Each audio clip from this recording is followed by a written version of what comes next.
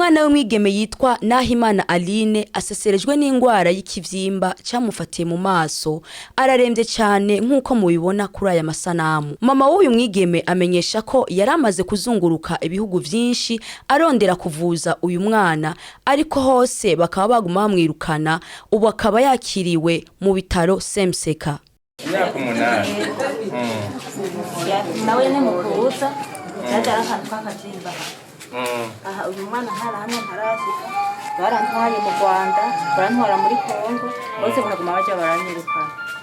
Aha niho nabonye banyakira, nawe sindavuka.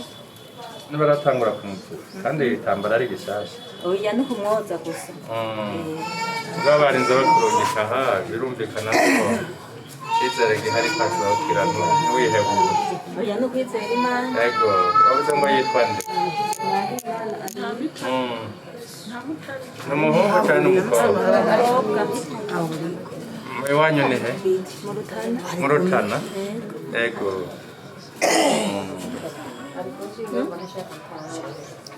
Twe tuba turarengana ngaha, ariko tudusuranye nabo twari tumaze kugira gushikako.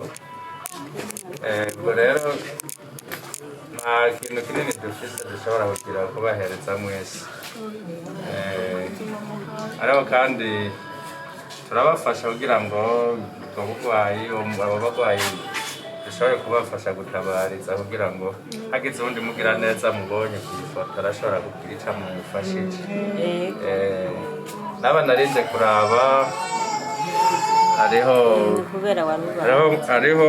muramwanje ari hanze niwe yari yanyeretse n'amafoto yabo acambwira ngo ningire ngo nisimbe ndabarabe. Ubwo